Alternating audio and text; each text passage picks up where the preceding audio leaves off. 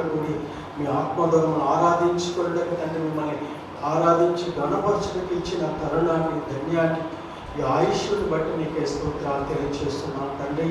మేము అందరం ఏమైనా మీ కృప ప్రభావ మీకు వందనాలు. పరిశుద్ధాత్మ దేవుడా, ఇప్పటి వరకు నడిపించిన తండ్రి మీకు వందనాలు ప్రభా.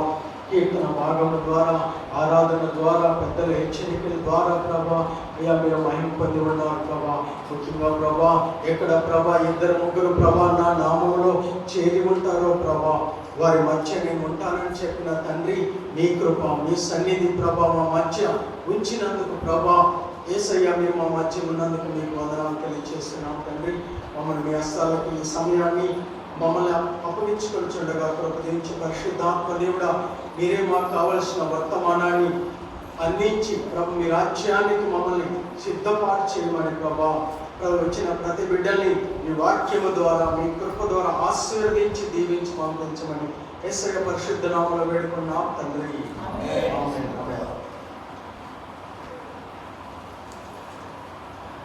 పరిశుద్ధ బైబిల్ గ్రంథము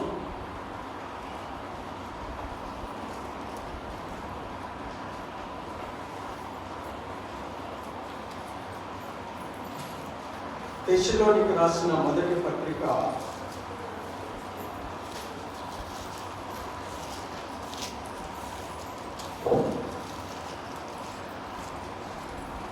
4వ అధ్యాయము 14వ వచనం నుంచి చదువుతున్నాం. యేసు మృతి పొంది తిరిగి లేచినని మనం నమ్మిన యెడల అదే ప్రకారం యేసునందు నిద్రించిన వారిని దేవుడు ఆయనతో కూడా వెంటబెట్టుకొనవచ్చును. మేము ప్రభువు మాటలు బట్టి మీతో చెప్పుకున్నదేమనగా, ప్రభువు రాకడ వరకు సజీవులమై నిలిచి మనం నిద్రించిన వారి కంటే ముందుగా ఆయన సన్నిధిని చేయాలి. ఆత్మలతోనూ ప్రధాన దూత శబ్దంతోనూ దేవుని బోధతోనూ పరలోకం నుండి ప్రభువు దిగి వచ్చును. క్రీస్తునందు మృతులైన వారు మొదట లేదురు, ఆ మీదట సజీవులమై నిర్జీవులమైన వారితో కూడా ఏకముగా ప్రభువుని ఎదుర్కొనుటకు ఆకాశ మండలం మేఘముల మీద పంపబడుతున్నాం. హల్లెలూయా. ఇక్కడ పరిశుద్ధాత్మ దేవుడు ఒక మర్మాన్ని రాసి ఉంచాడు. ఈ 4వ అధ్యాయంలో తెస్సలోనికీయుల పత్రికలో దేవుడా యేసు ప్రభు మేఘాల మీద వచ్చుచున్నాడు అన్నాడు. ఇలా పాడుకున్నాం కదా, యేసు రాజుగా వచ్చుచున్నాడు అని ఆ పాట అన్నట్టుగా యేసు మేఘాల మీద వస్తున్నాడు, మేఘాల్లో గుండా వస్తున్నాడు. ఎట్లా వెళ్ళిపోయాడు?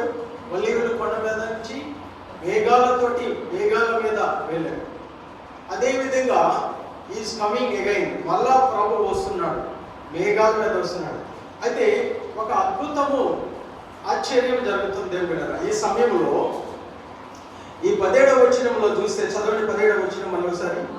సజీవులమై నిలిచియుండు మనము వారితో కూడా ఏకముగా ప్రభువుని ఎదుర్కొనుటకు ఆకాశ మండలమునకు మేఘముల మీద పంపబడుదుము. హల్లెలూయా. దేవుడా వినండి, ఇక్కడ యేసు ప్రభు వచ్చేటప్పుడు సజీవులమై ఉన్న మనమంట యేసు ప్రభుని ఎదుర్కోవడానికి వెళ్తున్నాము. హల్లెలూయా. ఇది యేసు ప్రభుని ఎదుర్కోవడానికి వెళ్తున్నాం. యేసు ప్రభు ఎక్కడికి వస్తున్నాడు? మధ్యాకాశంలోకి వస్తున్నాడు. మనం ఎక్కడికి వెళ్తున్నాం ఎదుర్కోవడానికి? మధ్యాకాశంలోకి వెళ్తున్నాం. అంటే యేసు ప్రభు భూమి మీదకి రావడం లేదు, మధ్యాకాశంలోకి వస్తున్నాడు. మనము ఆయన ఎదుర్కోవడానికి మధ్యాకాశంలోకి వెళ్తున్నాం. దీన్ని ఏమంటామంటే చర్చి ర్యాప్చర్ అని ఇంగ్లీష్లో అంటారు, తెలుగులో సంఘం ఎత్తబడటం అంటారు. హల్లెలూయా. సంఘం ఎత్తబడటం అనేది ఒక మర్మముగా పరిశుద్ధాత్మ దేవుడు రాసి ఉంచాడు. సంఘం ఎత్తబడటం అంటే యేసు ప్రభు రెండోసారి వచ్చుచున్నప్పుడు ఆయన ప్రియమైన వారు ఆయన్ని ఎదుర్కోవడానికి ఆకాశంలోకి మధ్యాకాశంలోకి వెళ్తున్నారు. ఎవరు? బ్రతికి ఉన్న మనము ఆకాశంలోకి వెళ్తున్నాం. మనం ఎట్లా ఎగిరి మేఘాల మీదకి ప్రభువుని దగ్గరికి వెళ్తాము అనేది చెప్తాను దేవుడా. అయితే ఇది ప్రభు రాకడ గురించి రాసిన మర్మములో ఉంటుంది. ప్రభు వచ్చినప్పుడు భూమి మీద ఉన్న ప్రజలందరూ చూస్తారు రాయబడి ఉంది. చదవండి. లూకా సువార్త 17వ అధ్యాయంలో చూడండి 24వ వచనము.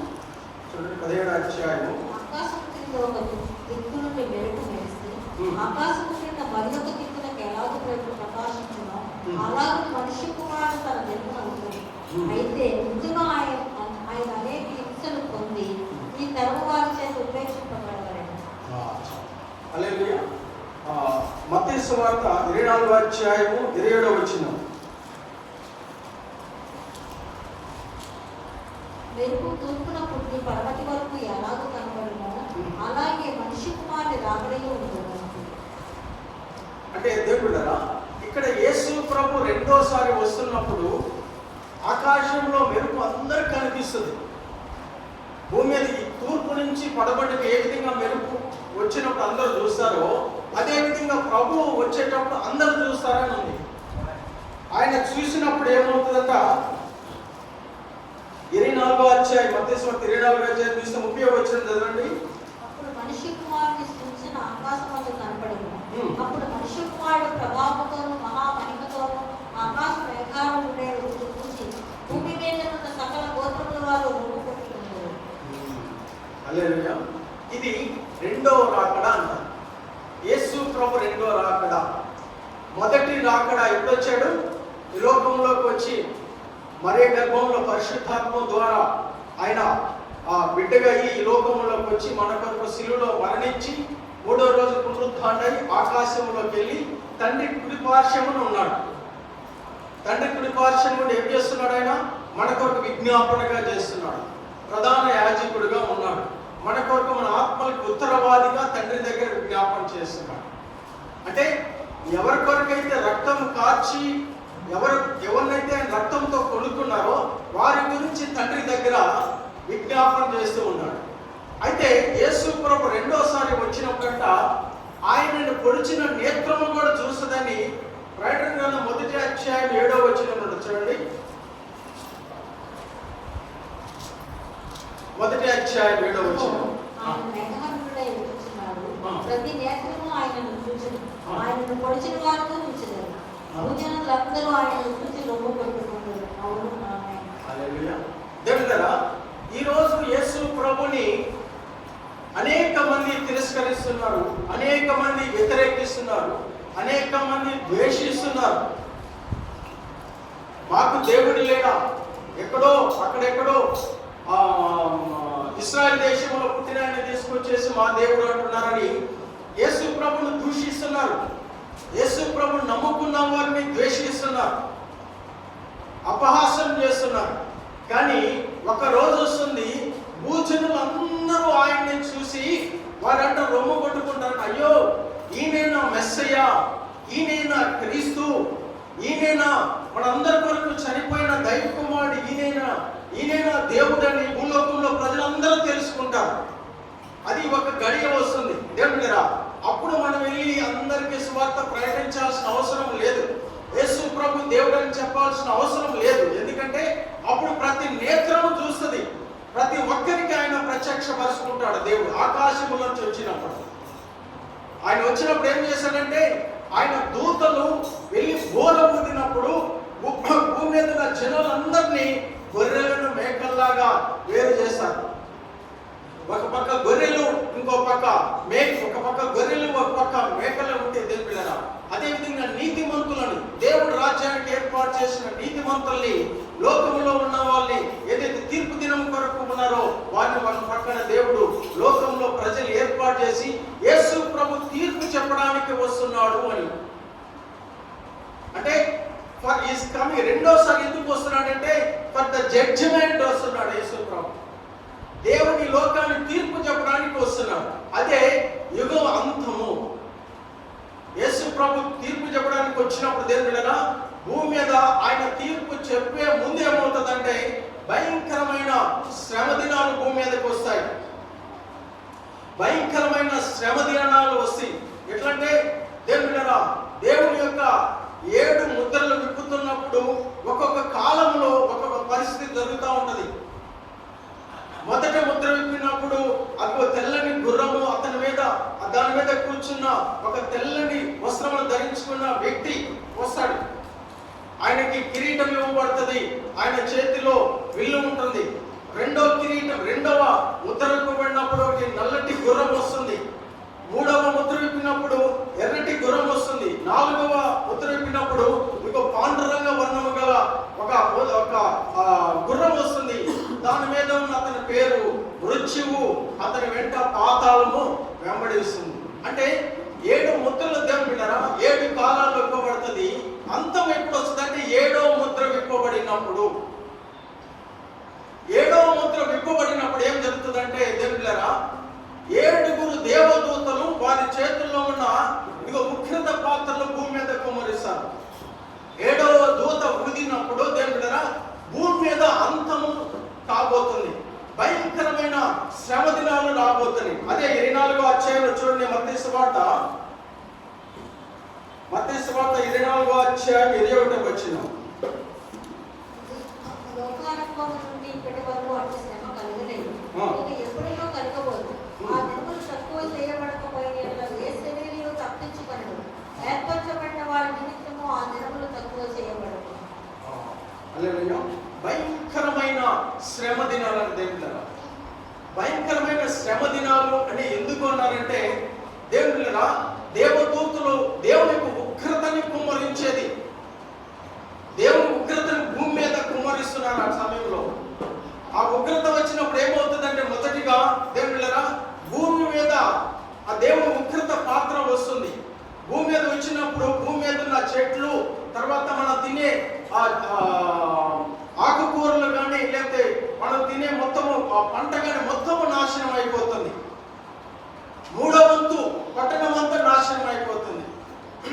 మళ్ళీ ఇంకొక ఉగ్రత పాత్రని దేవుడు ఏం చేస్తాడంటే సముద్రం మీద వేస్తాడు. సముద్రంలో ఉన్న 3వ వంతు జీవరాశి అంతా నాశనం అయిపోతుంది.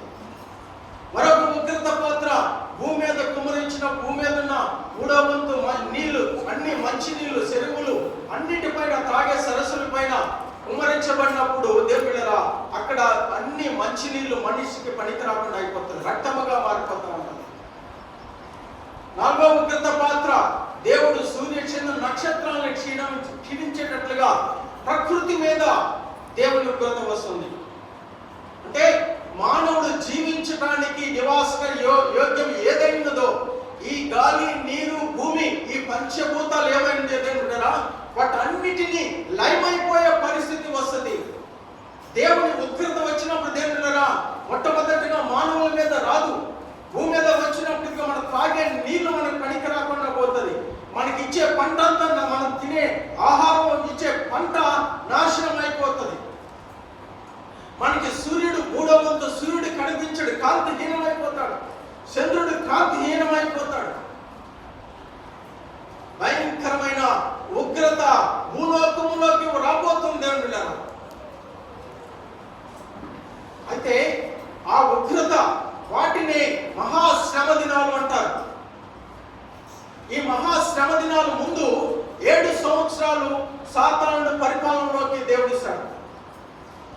ఈ సాతాను 7 సంవత్సరాల పరిపాలనలో దేవుళ్ళరా ఏం జరుగుతుందంటే భయంకరమైన ఒక క్రూర మృగము సముద్రంలో నుంచి వస్తుంది, ఇంకొక క్రూర మృగము భూమి మీద నుంచి వస్తుంది. సముద్రంలో నుంచి వచ్చిన మృగము దేవుళ్ళరా సాతాను యొక్క అధికారము పొందుకొని లోకంలో అద్భుతాలు చేసి పరిశుద్ధుల మీద యుద్ధానికి లేస్తుంది. ఇంకొక మృగము భూమి మీద నుంచి అంటే ప్రజల మధ్య నుంచి వస్తుంది. ఆయనే అబద్ధ ప్రవక్త, ఆయనే అంత్యక్రీస్తు. 13వ అధ్యాయం ఉన్నది. ఆయన అబద్ధ ప్రవక్త, ఆయన అంత్యక్రీస్తు. ఆయన ఎట్లా చేస్తాడంటే ఆకాశం నుంచి అగ్ని కురిపిస్తాడు. యేసు ప్రభు చేసినట్లుగా దేవుళ్ళరా 2వ తెస్సలోనిక పత్రిక 2వ అధ్యాయంలో ప్రకారంగా అద్భుతాలు, ఆశ్చర్య కార్యాలు, మహత్కార్యాలు జరిపిస్తాడు. విగ్రహాలు ఏదైతే పూజిస్తున్నారో ఆ విగ్రహాల్లోకి జీవం వచ్చి విగ్రహాలు మాట్లాడేలాగా చేస్తాడు.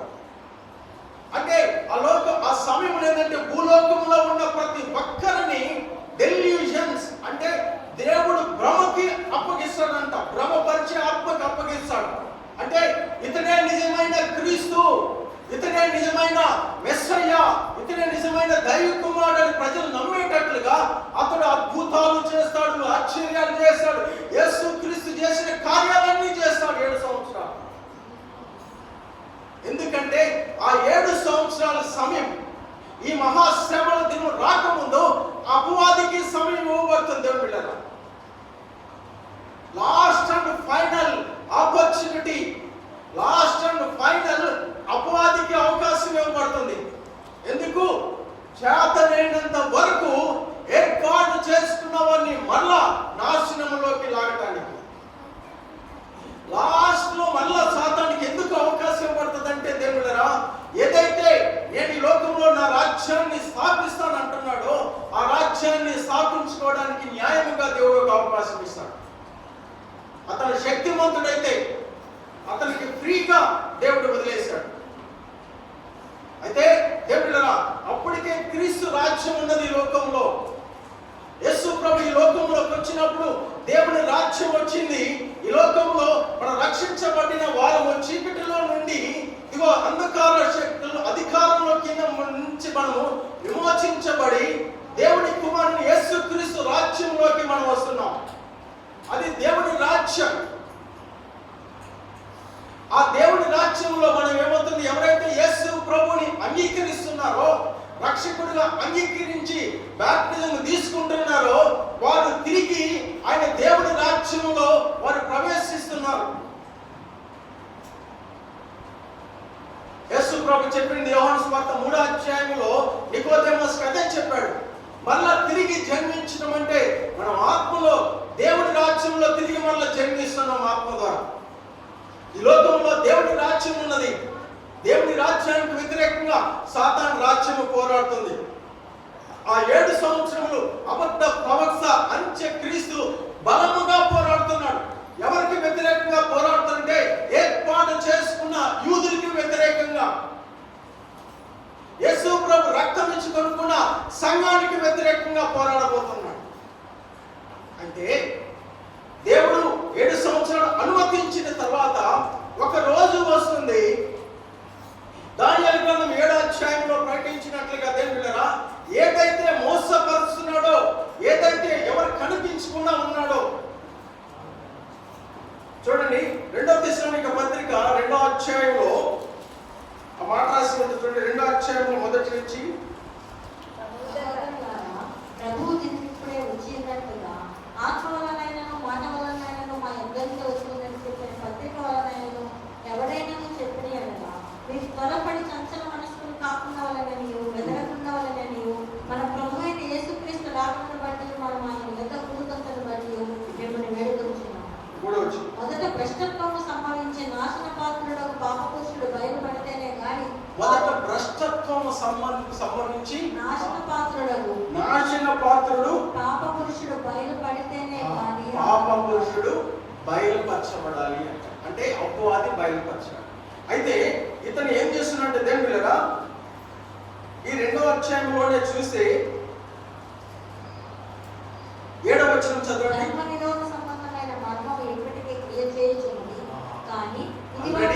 ఆల్రెడీ పని చేస్తున్నాడు అపవాది. ఇప్పుడు ఆల్రెడీ పని చేస్తున్నాడు. యోహాను పత్రిక మొదటి పత్రికలో కూడా ఇదిగో ఈ లోకంలోకి అపవాది ఆల్రెడీ వచ్చి ఉన్నాడు. ధర్మ విరోధ ఎవరైతే ఉన్నాడో అతను వచ్చి ఉన్నాడు ఆల్రెడీ అంటున్నాడు. అయితే అతను మరుగు చేయబడి ఉన్నాడు. అతను ఎప్పుడైతే ఆ భ్రష్టత్వం మొదటి సంభవిస్తుందో నాశనపుత్రుడు బయటకు వస్తాడు. అదే మత్తయి సువార్త 24వ అధ్యాయంలో చూడండి. మత్తయి సువార్త 24వ అధ్యాయం 15వ వచనం. కాబట్టి ప్రవక్త అయిన దానియేలు ద్వారా చెప్పబడిన నాశనకరమైన హేయ వస్తువు పరిశుద్ధ స్థలమందు నిలుచుట మీరు చూడగానే చదువువాడు గ్రహించుగాక. హల్లెలూయా. అంటే దానియేలు గ్రంథములో కూడా 7వ అధ్యాయం 9వ అధ్యాయం మీద రాసి పెట్టారు. ఒక రోజు వస్తుంది, అతను నాశనపుత్రుడు ఎవరిని అతను బయలుపరచబడతాడు. మొట్టమొదటిగా యూదులు అతను గ్రహిస్తారు. అప్పుడు దేవుడు భ్రష్టత్వం బయటకు వచ్చినప్పుడు ఏం జరుగుతుందంటే డైరెక్ట్ గా యూదా జనాంగం మీదకి యుద్ధానికి లేస్తారు. ఎందుకంటే అర్మగెద్దోను యుద్ధము యుద్ధము కాదు దేవునిరా. దేవుని రాజ్యానికి ఈ లోకంలో సాతానికి వ్యతిరేకంగా జరిగే మొట్టమొదటి యుద్ధం ఏమంటారంటే హర్మగెద్దోను యుద్ధము అంటారు. హర్మగెద్దోను యుద్ధం అంటే ఇశ్రాయేలు యూదా జనాంగం మీదకి ఆ చుట్టుపక్కల ఉన్న మొత్తము అపవాది ప్రపంచంలో అన్ని దేశాలని, ఉత్తర దేశం నుంచి, సిరియా నుంచి అనేక మంది లేపి ఆ దేశంలో యుద్ధానికి వెళ్తుంది.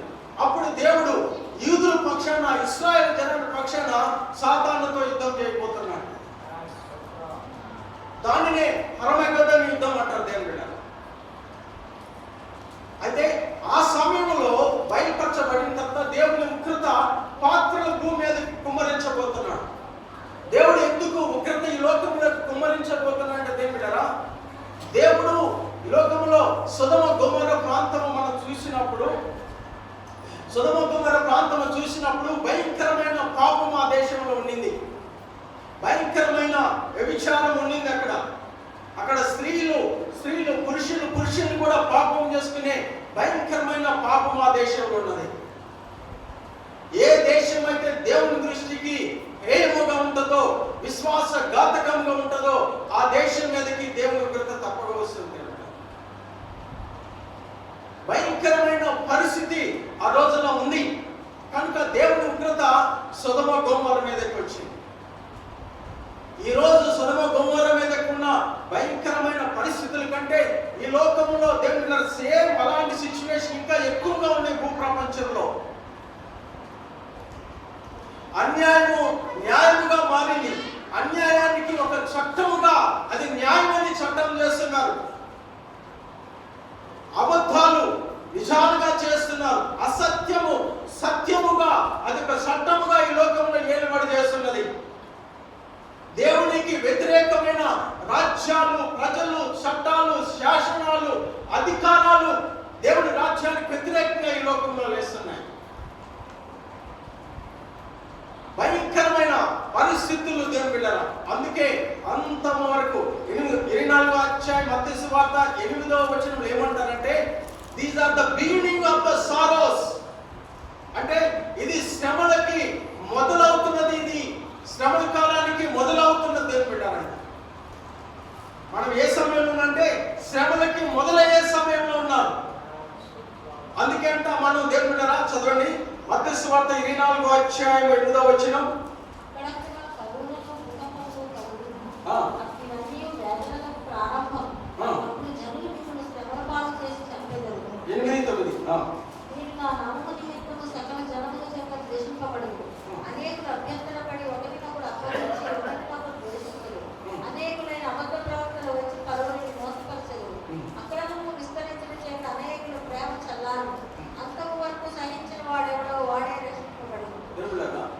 ఈ 24వ అధ్యాయం 8వ వచనం నుంచి 13వ వచనం వరకు ఏమున్న రాసుల్లో అది ఈ రోజు మనకి కళ్ళ కట్టినట్టుగా ఈ లోకంలో పరిస్థితులు నెలకొని ఉన్నాయి.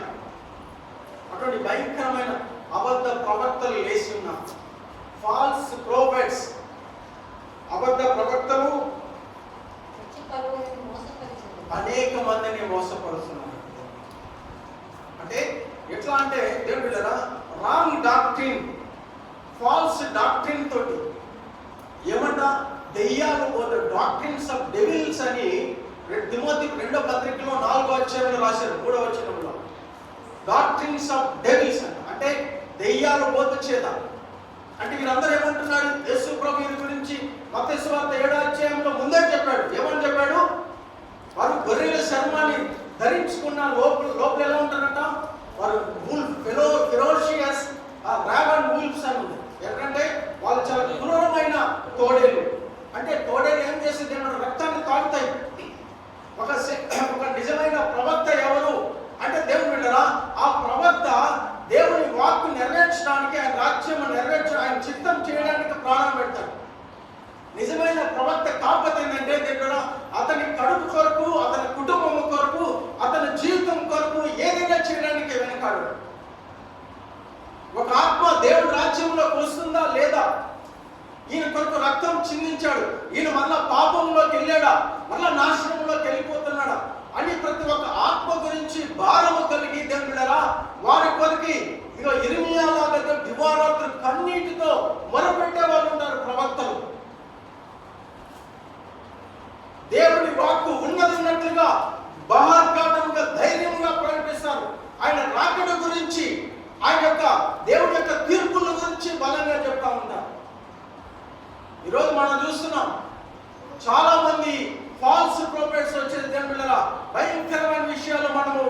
మీడియాలో చూస్తున్నాం, ఏదో చిన్న మిరాకిల్స్ చేస్తున్నారు.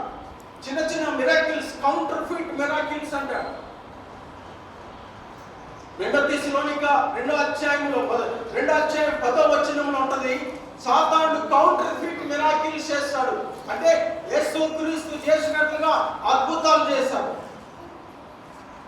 ఆశ్చర్యకార్యాలు చేశాడు. ఈ లోకంలో ఘనతని వారు కోరుకుంటారు, ఈ లోకంలో ఐశ్వర్యాన్ని కోరుకుంటారు, ఈ లోకంలో సుఖాన్ని కోరుకుంటారు. దేవుని బిడ్డగా ఈ లోకంలో విలాసవంతమైన జీవితాన్ని కోరుకుంటారు వారు. అది ప్రవక్త కాదు. ఒక ప్రవక్త అంటే యేసు ప్రభు ఏ విధంగా తన గొర్రెల కొరకు ప్రాణం పెట్టాడో అదే స్పిరిట్ అతనిలో పనిచేస్తుంది. కనుక అబద్ధ ప్రవక్తల గురించి ముందే చెప్పున్నాడు యేసయ్య. అంటే అటువంటి అబద్ధ ప్రవక్తలు రావటం వల్ల ఏమైందంటే దేవుళ్ళరా, అమెరికా దేశంలో అనేక మంది వరకు విశ్వాసంలోంచి బయటకు వెళ్ళిపోయారు. దేవుడు ఏమంటున్నంటే, థియోతరా లవోదికీయ రాసే సంఘంలో మీరు చల్లగానైనా లేరు, వెచ్చగానైనా లేరు అంటున్నాడు. అంటే ఈ లోకం ఏమవుతుంది, దేవుని వాక్కు దేవుని ఆత్మతో వచ్చినప్పుడు వాడు వెచ్చగానే ఉంటాడు. దేవుని వాక్యాన్ని నేను వక్రీకరించి చెప్పించి ఈ లోకాన్ని గురించి, ఈ లోకం అనేది తీసుకొచ్చి ఈ పవిత్రమైన దాంట్లోకి లౌక్యమైన దాన్ని బోధించినప్పుడు ఒకలోని విశ్వాసము చల్లారిపోతుంది. వాడు ప్రభు రాకడికి సిద్ధంగా ఉన్నాడు. వాడు ఈ లోకంలో తినవచ్చు, తాగవచ్చు అని ఈ లోకము కొరకు బ్రతుకుతాడు. కానీ ప్రభు ఏమంటున్నాడు, యాకోబు పత్రిక 4వ అధ్యాయంలో లోకముతో సహవాసం నాకు వైరిత్యము కదా అంటున్నాడు. లోకము నుంచి నేను ఏ విధంగా వేరైనానో మీరు కూడా లోకానికి చెందిన వారు కాదు అంటున్నాడు. నన్ను ఏ విధంగా లోకం ద్వేషించిందో మిమ్మల్ని కూడా లోకం ద్వేషిస్తుంది, ఎందుకంటే మీరు కూడా లోకానికి చెందిన వారు కాదు కాబట్టి. లోకం నుంచి విడిపించాడు ప్రభు. అందుకే మనం ఎక్కడ వెళ్ళినా అక్కడ ఈ వాక్యంలో మత్తయి సువార్త 24వ అధ్యాయంలో లోకము మిమ్మల్ని ద్వేషిస్తుంది అంటారు. ఎవరైనా వెళ్ళారా అటువంటి అనుభవంలో ఉంటున్నారు? ప్రియమైన వాళ్ళు ద్వేషిస్తారు, స్నేహితులు ద్వేషిస్తారు. ఈ రోజుల్లో ఇంద్ర పిచ్చోళ్ళ, ఈ రోజుల్లో తెలివి లేకుండా ఇంకా దేవుడు దేవుడు అంటాడు. పనులకి వెళ్ళకుండా ఆదివారం పూట మందిరానికి అంటారు. దేవుడు దేవుడని అన్ని వదిలేసి ఈ రోజుల్లో తిరుగుతున్నాడని బంధువులు అంటే చేతగానోడు, తెలివి లేనోడు అనుకుంటాడు. ఈ లోకంలో ఒకడు మంచి లౌక్యంగా మాట్లాడి బూతులు తిట్టి అనేక మంది మేనేజ్ చేస్తే వాడిని అందరు గౌరవిస్తారు, భయపడతారు. మనకి బూతులు తిట్టడం రాదు, కొట్టడం రాదు, తిట్టడం రాదు, మనం మంచిగా మాట్లాడతాం. అవేమవుతాడు, చేతగాని వాడు లాగా. నేను ఒక వీడియోలో చూస్తే విశాఖపట్నం దగ్గర ఎంతో కాలం నుంచి వాళ్ళు చర్చి నడుపుకుంటున్నారు, కొన్ని 100 మంది వస్తారు. అది చర్చి లాగా లేకుండా ఇల్లు లాగా ఉంది. ఎన్ని సంవత్సరాలు లేని సడన్ గా కొంతమంది వచ్చేసి ఐదవ శక్తి అని వాళ్ళు వచ్చేసి ఏం చేస్తున్నారంటే, ఇక్కడ పెట్టడానికి లేదు చర్చి, మా పక్కనే శివాలయం ఉంది, మీరు ఎట్లా పెడతారు ఇక్కడ? ఎంత అన్యాయం! అంటే ఒకటి దేవుడిని ఈ భూమి మీద పుట్టినందుకు మనకి దేవుడు పౌరుషత్వం ఉంది. ఇక్కడ there is a freedom to know, అది మన ఈ గాలి పీల్చుకునే స్వేచ్ఛ ఏ మానవుడికి ఈ దేశంలో ఉందో అదే విధంగా అతని విశ్వాసాన్ని గురించి ప్రకటించుకునే స్వేచ్ఛ భూమి మీద ప్రకృతి ఇచ్చింది. ఎవరు వారి విశ్వాసము వారి దేవుని నమ్ముకోవడానికి ఈ ప్రకృతిలో దేవుడు అనుగ్రహించాడు. దేవుడు టోటల్లీ నీ ఇష్టం, అది ఎవరు నమ్ముకుంటారు. నేను క్రైస్తవుడని నా కొడుకు కూడా క్రైస్తవుడు కావాలని ఏముంది? మా నాయన హిందూ, నేను హిందూ కాదు. మా నాయనకి అది నచ్చింది, మా తాతలకి అది నచ్చింది, ముత్తాతలకి అది నచ్చింది. ఒక సమయం వచ్చింది నాకు ఇది నచ్చింది, యేసు ప్రభు దేవుడని నేను సంతోషపడుతున్నాను. ఆహారం హోటల్లో ఉన్నప్పుడు మనకి ఇష్టమైన ఆహారం తినడానికి మనకి స్వేచ్ఛ ఉంది. భూమి మీద ఈ నీళ్లు తాగడానికి, ఈ ఆహారం తినడానికి, ఈ బతకడానికి దేవుడు ఏ విధంగా స్వేచ్ఛ హక్కు ఇచ్చాడో, దేవుని గురించి వ్యక్తిగతంగా మనము దేవుడిని ఆరాధించుకునే స్వేచ్ఛ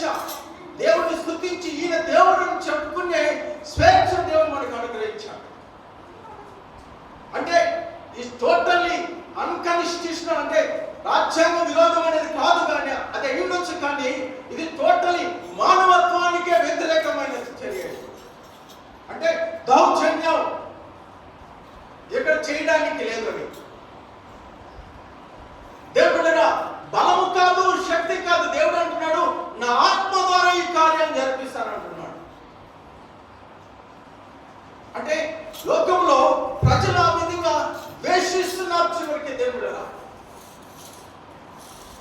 సత్యం మీద, వెలుగు మీద తిరుగుబాటు చేస్తున్నారని ఇదిగో యోబు గ్రంథం 24వ అధ్యాయం ఉంటుంది. సత్యం మీద అసత్యము తిరుగుబాటు చేసి సత్యం ఇదిగో అసత్యం నేను సత్యమని లోకాన్ని పరిపాలన చేస్తుంది అపవాది. మొదటి నుంచి అతను అబద్ధికుడు. అంటే లోకము మనల్ని ప్రభువుని ద్వేషించినట్లుగా మనల్ని కూడా ద్వేషిస్తుంది. లోకంలో అందుకేమన్నాడు అపోస్తలుడైన పేతురు మనం ఒక యాత్రికుల్లాగా ఉండాలి అంటున్నాడు. దేవుడు అపోస్తలుడైన పౌలు ఏమన్నంటే లోకంలో శ్రమలు నిందలు అనుభవిస్తూ దేవుడు బిడ్డరా ఆయన గురి వద్దకే ప్రయాణమై వెళ్ళాడు. ఆయన పరుగు పందాన్ని కనుమర్చించి ఆయన విశ్వాసాన్ని కాపాడుకున్నట్లుగా చెప్తున్నాడు. లోకంలో దేవుడా అనేక మంది అంట ప్రేమలు చల్లారిపోవటం వల్ల అంత్య దినాల్లో విశ్వాస భ్రష్టులైపోతారు. వారి విశ్వాసం వదిలిపోతారు. క్రైస్తవులను జరుపుకునే వాళ్ళు దేవుడా చర్చిలో ఉండి కంటే కూడా టీవీలో ఉండి లేకపోతే జూమ్ లో ఉండి అది టీవీ ఇదే దేవుడిని ఆరాధించుకోవడం అని పర్లేదని సుఖాసక్తులు అయిపోతారు. దేవుడి కంటే వారిని ఎక్కువగా ప్రేమించుకుంటారు. దేవుడి కొరకు త్యాగం చేయడానికి ఇష్టపడరు. దేవుడి కొరకు ఎండలో తిరగడానికి ఇష్టపడరు. దేవుడిని ప్రేమించి దేవుడి కొరకు మనం శ్రమలు అవమానాలు పొందుకోవడానికి ఇష్టపడరు. దేవుడి కంటే తనను ఎక్కువగా ప్రేమించే అంత్య దినాల్లో మనం ఉన్నాం. దేవుడా అయితే ఇటువంటి భయంకరమైన పరిస్థితులు వస్తున్నప్పుడు దేవుని ఉగ్రత ఈ లోకంలోకి రాబోతుంది. భయంకరమైన దేవుని ఉగ్రత మహాశ్రమ దినాలు లోకంలోకి రాబోతున్నాయి. అందుకే యేసు ప్రభువు అంటున్నాడు ఇదిగో ఆ దినము ఎవరికి తెలియదు దొంగలాగా నేను రాబోతున్నాడు అంటున్నాడు. దొంగలాగా రాబోతున్నాడు. ఇదిగో నీ దిశ వలని నా జాగ్రత్తగా నువ్వు కాపాడుకో, వస్త్రంతో కప్పుకోమంటున్నాడు. అంటే ప్రభు త్వరలో వస్తున్నాడు చెప్తున్నాడు. దేవుడా ఎందుకు వస్తున్నాడంటే దేవుడా 2 సార్లు వస్తాడు. ఒకటి తన ప్రియమైన బిడ్డల్ని ఇదిగో ఈ భయంకరమైన ఉగ్రత మహాశ్రమల దినాలు ఈ భయంకరమైన అపవాది యొక్క క్రియల నుంచి తప్పించి తన బిడ్డల్ని తీసుకెళ్ళడానికి వస్తున్నాడు. హల్లెలూయా. దాన్ని క్రీస్తు రహస్య రాకడ అంటారు. అదే సంఘం ఎత్తబట్టమంటారు. దేవుడు అది ప్రభు అది ఒక మర్మముగా ఉన్నదంట. అది మర్మముగా ఉన్నది. మొదటి కొరింథీయుల పత్రిక 15వ అధ్యాయము 51 నుంచి చదవండి.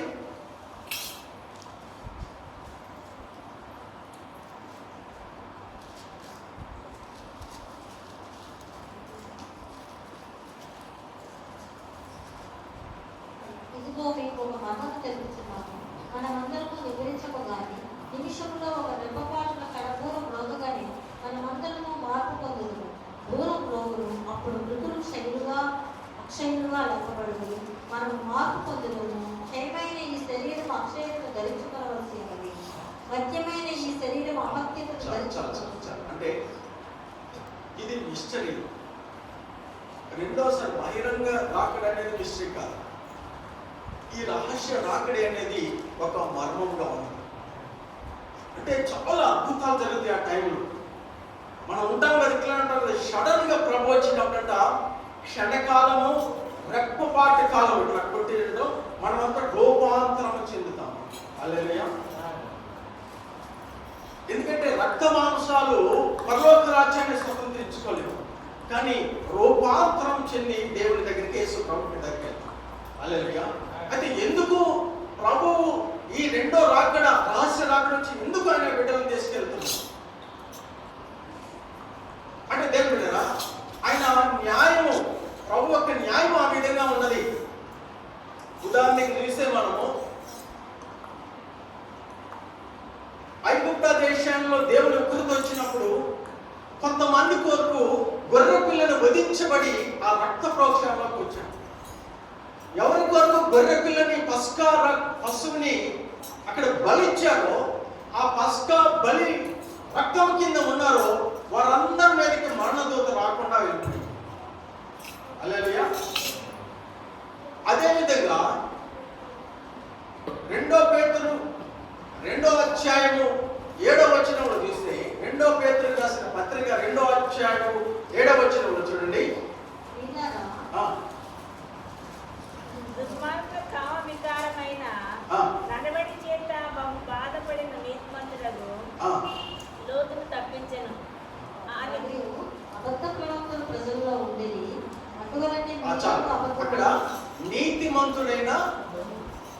నీతిమంతుడైన లోతుని ఆయన అంటే వారు ప్రజల మధ్య బహు బాధపడుతున్నాడు, కానీ ఆయన తప్పించినట్టుగా చూస్తున్నాడు. ఎందుకంటే దేవుని ఉగ్రత ఈ లోకంలోకి వచ్చినప్పుడు ఆ ఉగ్రతకి దేవుడు అనీతివంతులతో నీతిమంతుల్ని దేవుడు నాశనం చేయడు. ఆ ఉగ్రత దినాన పాపములో ఉండి అనీతిలో ఉండి ఉంటారో చూడు, వాళ్ళ మీద కొరకు ఏదైతే దేవుని ఉగ్రత ప్రార్థనలు వస్తున్నాయి, భయంకరమైన శ్రమ దినాలు వస్తున్నాయి. అంతేగాని నీతిమంతుల గురించి కాదు. ఎవరి గురించి అయితే దేవుడు పిల్లల గొర్రెని బలిచ్చారో, ఎవరి పాపాలకి ప్రాయశ్చిత్తార్థముగా యేసు ప్రభు గొర్రె పిల్ల బలి అయ్యాడో వారిని యేసు ప్రభు శ్రమల్లో కూడా అనుభవించాడు, అనుమతించాడు. హల్లెలూయా. ఎందుకంటే ఎందుకు దేవుని ఉగ్రత వస్తుంది? పాపం వలన వస్తుంది. అయితే ఎవరైతే యేసు ప్రభు రక్తంలో కడగబడ్డారో, ఎవరి నిమిత్తము దేవుడు ఆయన గొర్రె పిల్ల రక్తము చిందించబడిందో వారిని మాత్రం దేవుడు కాపాడతాడు. అందుకే తెస్సలోనిక మొదటి పత్రిక 5వ అధ్యాయంలో చూడండి. తెస్సలోనిక రాసిన పత్రిక 5వ అధ్యాయము 10వ వచనం.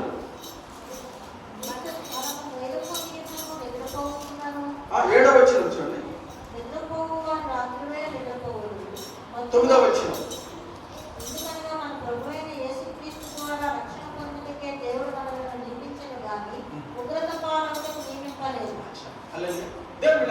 దేవుని ఉగ్రత కోసము దేవుని బిడ్డల్ని ఏర్పాటు చేసుకోలేదు. దేవుని ఉగ్రత కోసము ఆ ఉగ్రత వచ్చినప్పుడు ఆ ఉగ్రతలో నాశనం కావడానికి మనల్ని ఏర్పాటు చేయలేదు. ఎందుకు? రక్షణ గురించి, యేసు ప్రభు ద్వారా రక్షణ గురించి మనం ఏర్పాటు చేసుకున్నాం. ఆ శ్రమ దినాల్లో మనము అనుభవించిన దేవుని చిత్తము కాదు. ఎందుకంటే అది దేవుని దృష్టిలో న్యాయం కాదు.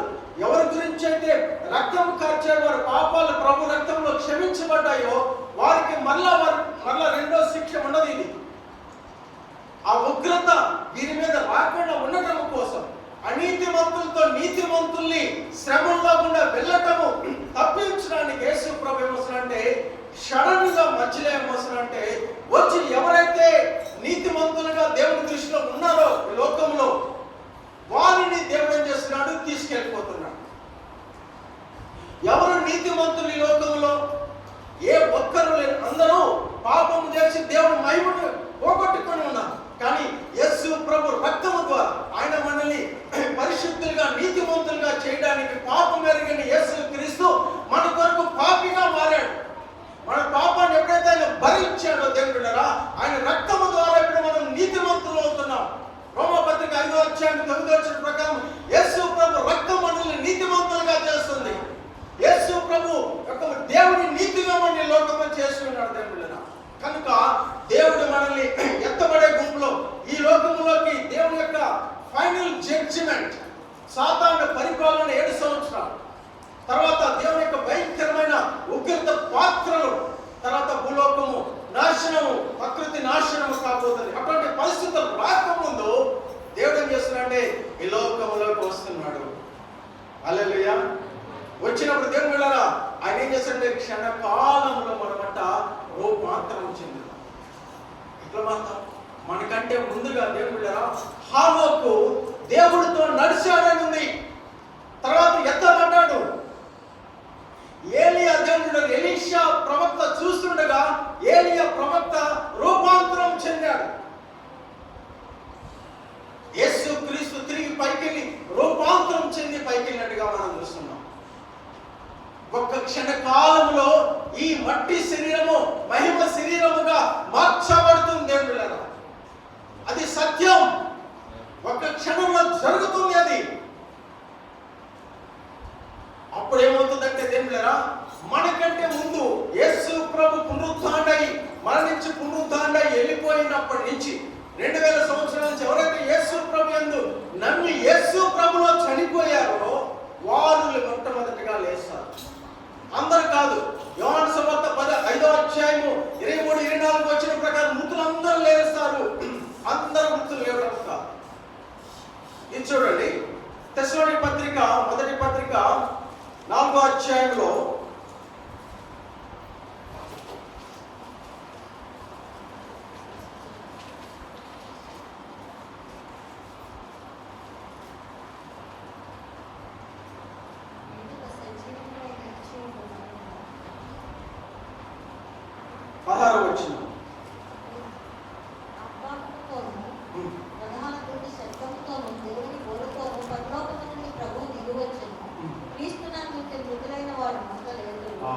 క్రీస్తునందు మృతులైన వారు అందరూ క్రీస్తులో మృతులు. క్రీస్తునందు మృతులైన వారు ధన్యులను. ఎందుకంటే క్రీస్తులో ఎవరైతే మరణిస్తారో, క్రీస్తులో మరణించడం అంటే యేసు ప్రభుని రక్షకుడిగా అంగీకరించి ప్రభువులో ఎవరైతే చనిపోతున్నారో క్రీస్తులో, ఇక వారు ధన్యులు అనుంది. ప్రకటన గ్రంథం 14వ అధ్యాయంలో కూడా ఉంది. యేసు క్రీస్తులో చదివిన ఒక మాట ముగిస్తున్నాను నేను. ప్రకటన గ్రంథం 14వ అధ్యాయంలో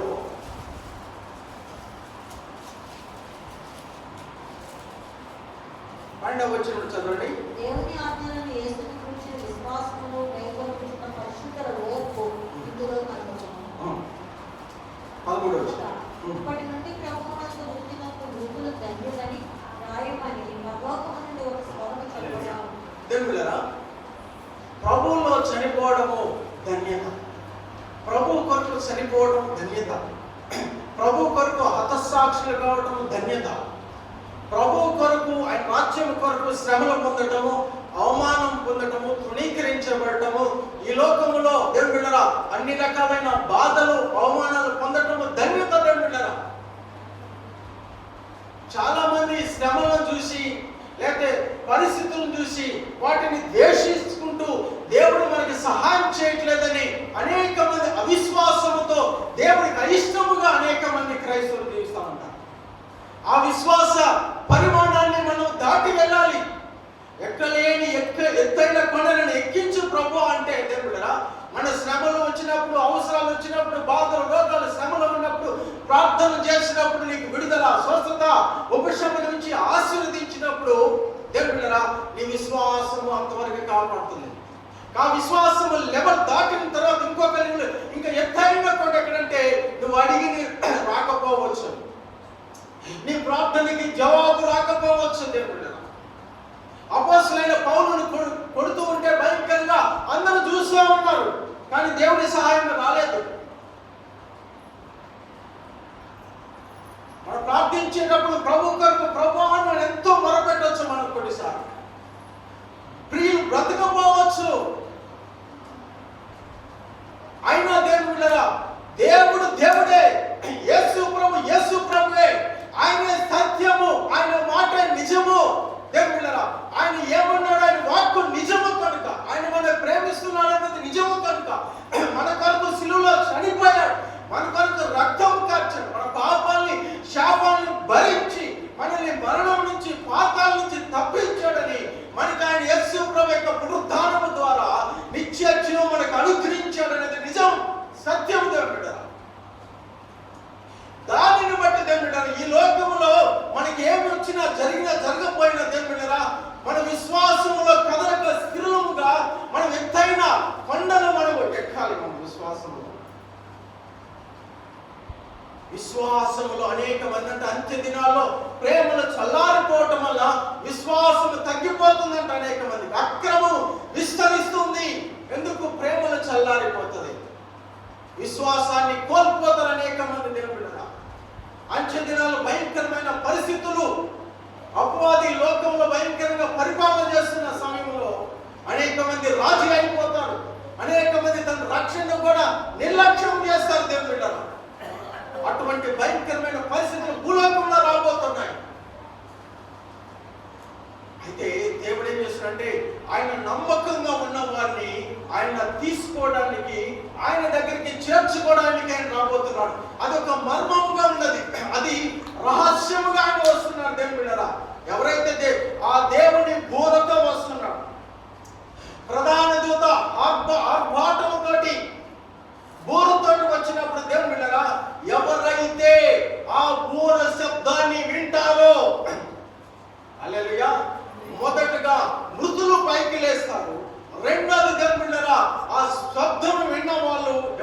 శబ్దం వింటామా దేవుని బిడ్డలారా? వారు ధన్యులన్నది ఆ బూర శబ్దం విన్నవారు వారు ధన్యులని కీర్తనలు రాసి ఉన్న దేవుని బిడ్డలారా. ఎందుకంటే మనము ఆ బూర శబ్దాన్ని విన్నప్పుడు ఒక క్షణకాలంలో రూపాంతరం మనం చెందబోతున్నాం. దేవుడి రాజ్యానికి మనము వెళ్ళబోతున్నాం దేవుని బిడ్డలారా. కనుక దేవుడు త్వరలో వస్తున్నాడు, దొంగలాగా వస్తున్నాడు అంటున్నాడు. సంఘాన్ని ఎత్తుకోవడానికి తన దగ్గర తీసుకెళ్ళడానికి వస్తున్నాడు. అప్పుడు ఎప్పుడైతే సంఘం ఎత్తబడుతుందో దేవుని బిడ్డలారా, అదే సమయంలో దానియేలు గ్రంథంలో చెప్పినట్లుగా హేయమైనది పరిశుద్ధ స్థలంలో కూర్చున్న దాన్ని ఇదిగో ఇశ్రాయేలు అందరూ చూస్తారు. తెస్సలోనికీ 2వ పత్రికలో ఏ విధంగా ఏదైతే భ్రష్టత్వం మొదట బయలుపరచబడి పాప పుత్రుడు వాడు బయలుపరచబడతాడు, అప్పుడు దేవుళ్ళారా వాడు అప్పుడు బహిర్గతంగా ఈ లోకంలో పోరాడుతున్నాడు. వానికి సమయం ఇవ్వబడుతుంది దేవుళ్ళారా. ఎవరైతే వదిలివేయబడుతున్నారో దేవుళ్ళారా వారిలో 2 గుంపులు ఉంటాం. వదిలివేయబడిన వారిలో క్రైస్తవుల్లో 2 గుంపులు ఉంటారు దేవుళ్ళారా. అది కూడా ఒక మర్మముగా ఉన్నది. ఆ సమయంలో కొంతమంది పరిశుద్ధులు అపవాదితో పోరాటం చేయడానికి ఉంటారు.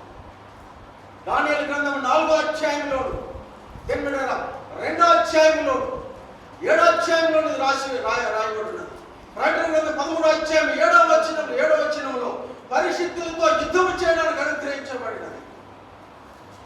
14వ అధ్యాయం 14వ అధ్యాయం 9, 10వ వచనం ప్రకారంగా పరిశుద్ధులు కొంతమంది ఉంటారు దేవుని బిడ్డలారా, హతసాక్షులుగా కావడానికి ఉంటారు.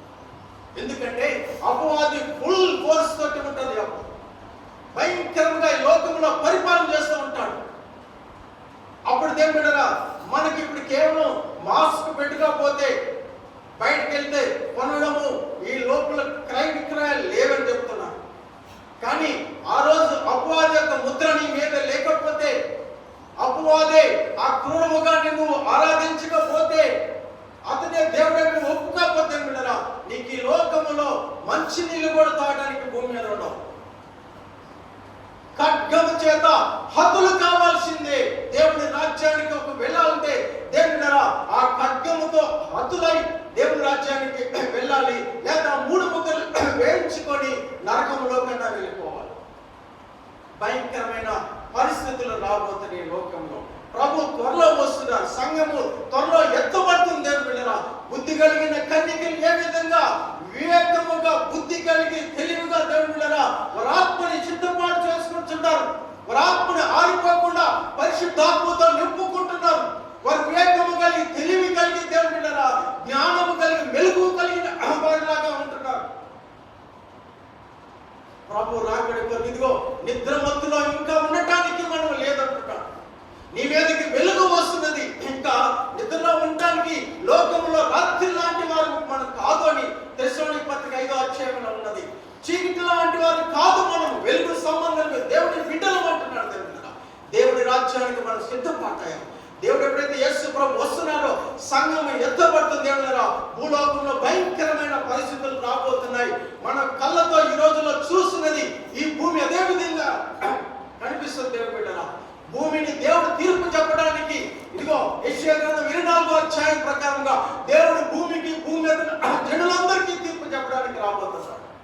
దేవుడే దేవుడు బిడ్డలారా ఈ లోకంలో అపవాదితోటి అపవాది అనుచరులతో యుద్ధం చేయడానికి రాబోతున్నాడు. ఆయన వేగారుడై తెల్లని గుర్రం మీద రక్తముతో యేసు గొర్రెపిల్ల రక్తముతో కడగబడిన వస్త్రములతో యేసు ప్రభు రాబోతున్నాడు. దేవుని బిడ్డలారా నువ్వు ఎత్తబడే దాని గుంపులో ఉంటే ఇదిగో యేసు ప్రభు ఒక యుద్ధములో వస్తున్నప్పుడు వెనక తెల్లటి గుర్రాల మీద ప్రభువుని అనుకరించి ఈ లోకములో నువ్వు కూడా ప్రభువుతోటి అర్మగెదడి యుద్ధంలో పాల్గొంటున్నావు.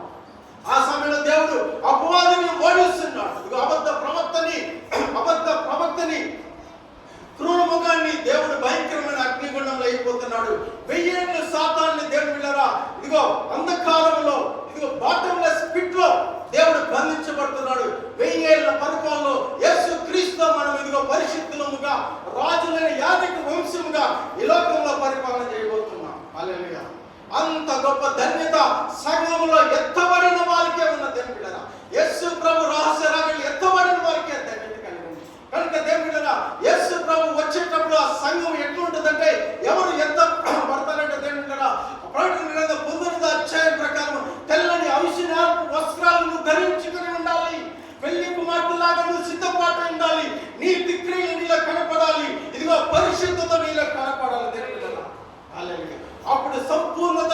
వచ్చినప్పుడు క్షణకాలంలో హానోకు ఏ విధంగా ఎత్తబడ్డాడో, ఏలియా ఏ విధంగా ఎత్తబడి రూపాంతరం చెందాడో, యేసుక్రీస్తు ఏ విధంగా దేవుడి పరలోకంలోకి ఎత్తబడ్డాడో, అదే విధంగా మనం కూడా మన ప్రియమైన యేసు ప్రభుతోటి పరలోకంలోకి ఎత్తబడి మధ్యాకాశము, ఈ లోకాన్ని ఇప్పుడు పరిపాలన చేస్తున్నది అపవాది మధ్యాకాశములో నుండి పరిపాలన చేస్తున్నాడు.